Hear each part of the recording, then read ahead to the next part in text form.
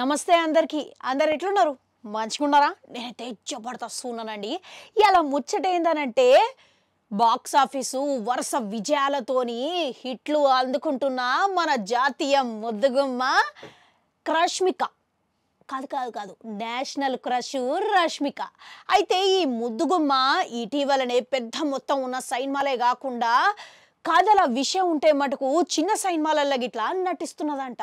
మళ్ళా ఇప్పటికే పుష్ప 2 విజయంతో అమ్మడు మస్తు ఖుషిగా ఉన్నదంట. ఇక ఇటీవలనే వరుస బ్లాక్ బస్టర్ హిట్లతోని దూసుకోబోతున్న ఈ అమ్మడు ఇప్పుడు రాబోయే చిత్రం ది గర్ల్ ఫ్రెండ్ లా గిట్లా నటిస్తున్నదంట. అయితే దీనికి సంబంధించిన టీజరు గీయాల వదిలిరంట. అది గిట్లా ఎవరనుకుంటుర్రు? విజయ్ దేవరకొండ ఆయన ఇన్స్టాగ్రామ్ ఖాతాల ద్వారా సోషల్ మీడియాలో విడుదల చేసిండంట. మళ్ళా టీజరు మొదలుపెట్టుడే విజయ్ దేవరకొండ మాటతోని రష్మిక పాత్ర ఒక కవిత తరహాల మస్తుగా హైలైట్ అయ్యేటట్టుగా కనబడుతున్నది. అయితే నయనం అని మొదలుపెట్టి ఇక ఆ గొంతులో ఉన్న మాధుర్యం వేరే లెవెల్కి తీసుకుపోయిందంటే నమ్మురి. సైన్మా కథ ఎంత మంచిగా ఉంటుందా అనేటట్టుగా మనకు ఆ అనుభూతి తెచ్చే విధంగా విజయ్ దేవరకొండ దానికి మాట పంచుకున్నాడు. అయితే కథ నేపథ్యం చూసుకుంటే గినక కథల కాలేజీ నేపథ్యం ఉన్న ఇక కాలేజీలో ఏముంటాయి, ఇక క్యాంటీన్లు, స్నేహితులు, ప్రేమ వ్యవహారాలు, తరహతి గదులు, ఇక వాళ్ళ మధ్యలో సన్నివేశాలు, ఆ తర్వాత ప్రేమలో ఉన్న వచ్చే అపార్థాలు సన్నివేశాలు మొత్తం ఉన్నట్టుగా అర్థమైతే అవుతున్నది.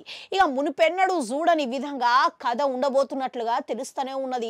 చాలా భావోద్వేగాలతోని చాలా లోతుగా ఉన్నట్లుగా కథ అర్థమైతేనే ఉన్నది. ఇక ఇప్పటికే రాహుల్ దర్శకుడు చీలాసౌ సైన్మాల భావోద్వేగాలతో కూడుకున్న సైన్మాను తీసి అందరినీ మెప్పించిండు. మళ్ళీ ఈ సైన్మా గిట్లా ఎన్నో భావోద్వేగాలతోని ముడిపడి ఉన్నట్టుగా అవపడుతున్నది. ఇక రష్మిక మందన అంటారా, కాలేజీ పిల్లలెక్క భలే ముద్దుగా చాలా సాధారణ అమ్మాయి లెక్క అవపడుతున్నది.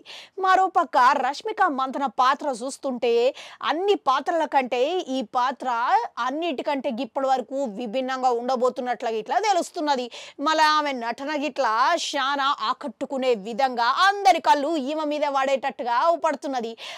టీజర్ చూసిరా? ఇక చూడకపోతే వెంటనే పోయి చూడురి. ఇక చూసిన తర్వాత ఏమో పడ్డదో కామెంట్లల్లా కామెంట్ పెట్టురి. అట్లనే ఆడో గంట ఉంటుంది, అది కూడా నొక్కరి మళ్ళొస్తా.